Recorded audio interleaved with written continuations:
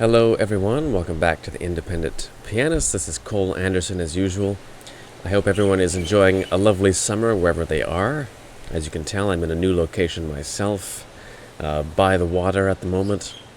And in honor of the start of summer, today I want to give you a piece that was written in the summer, 126 or so years ago. This piece was written by Edvard Grieg in 1896 to commemorate his 25th wedding anniversary with his wife, Nina Hagerup. And their 25th anniversary had been celebrated, of course, in June 1892 at Grieg's villa Troldhaugen in Bergen, Norway. Despite what you might imagine from the title, Edvard and Nina were not actually married at Troldhaugen. Troldhaugen was only built in 1885, so the idea of the wedding day at Troldhaugen is more of a kind of romanticized vision of their marriage transplanted to their later home. Edvard and Nina Grieg, in fact, were married in 1867 over the objections of both sets of parents who were not present at the ceremony, as well as the misgivings of many friends. Nina was a very talented singer, and that was actually one of the first things that Grieg fell in love with about her, was her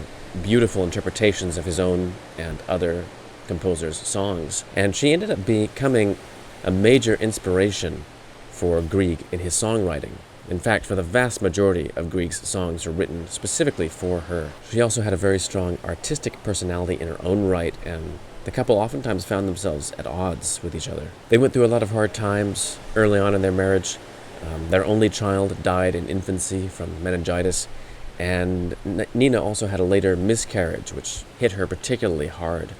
And unfortunately, unlike with Grieg, who had his composing to fall back on, she had cut back her own performing career while looking forward to becoming a mother, and so she no longer had this impetus of kind of an artistic career to fall back on. So that was extremely difficult for her, because she was a very strong artist in her own right, and it was very difficult. That period of time was very difficult for her. So it's an old story, very familiar story. There were resentments, there were clashes of personality between them, which created strains over the years, and they actually separated several times. But nonetheless, they always managed to effect some kind of a reconciliation, even after the worst of their quarrels. And after they built their villa of Troldhaugen in the 1880s, they finally reached more of a period of stability and peace in their relationship with each other. And Nina remained Grieg's inspiration as a composer of songs for voice and piano throughout his life. So knowing how hard-won their relationship really was gives a much greater sense of meaning to me for this very popular piece. In particular, I find the middle section to be very beautiful.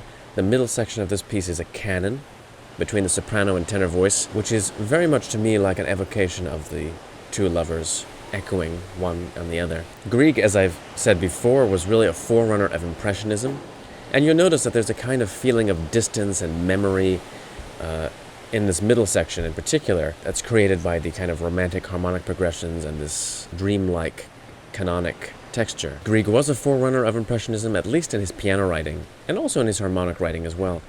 And in a piece like this, you can hear that in the pedal markings. You rarely hear them in performance, unfortunately. People usually go for a much clearer, more correct kind of pedaling in this piece. But Grieg, in his writing, he actually marked very long pedal markings. And I find that this gives a wonderful sense of perspective and distance to the sound. It's as though you're hearing this little band of musicians from a great distance on the far side of the valley, and they're gradually maybe coming closer and closer to you.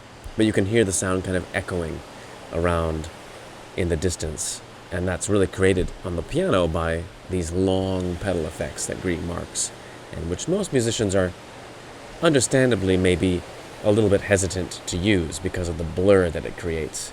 But I think that if you can be really courageous and just go for these super long pedalings, you can get a really unique, beautiful sound. It is a little bit harder because you have to play with a very kind of delicate, controlled sound. It's much harder to get the right kind of tonal control, because if you play anything a little bit too loud, it can disturb the sound because of the long pedal marking that you're using. In contrast to the romantic harmonies and the impressionistic piano writing, the form, as is usual for Grieg, is very clear. It's just a very clear ternary form, A, B, A. But as is pretty common In many ternary forms, each section of the ternary is itself a rounded binary form. So I mark all these divisions in the analysis in the video, of course. I feel like part of the reason for the emotional effectiveness of Grieg's works is actually this very combination of heated romantic language, impressionistic piano writing, with very clear, almost classical forms. The clarity of the forms actually allows the emotional world to shine forth in a very clear way. I feel that's somewhat in contrast to composers like Brahms, for example, where there's a lot of intellectual stuff going on with the way that the form is handled and in the contrapuntal kind of handling of the voices.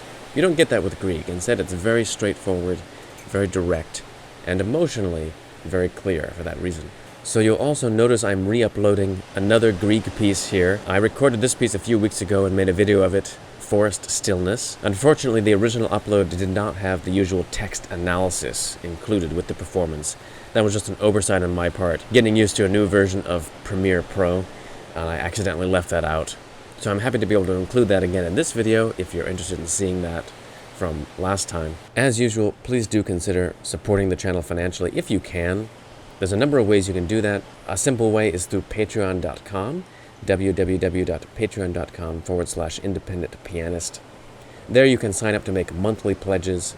So even if you just sign up for a couple dollars a month, $2 or $3 a month, that would help me immeasurably just to keep bringing you this content. You can also make a one-time donation through PayPal. I have a link in the description box for that. Or if you're interested, you can take lessons with me online. I teach lessons and I have some space still in my studio, so if that's something that interests you, just drop me a line at cole@independentpianist.com. So in the meantime though, happy summer to everyone out there, and until next time, this is Cole Anderson, signing off.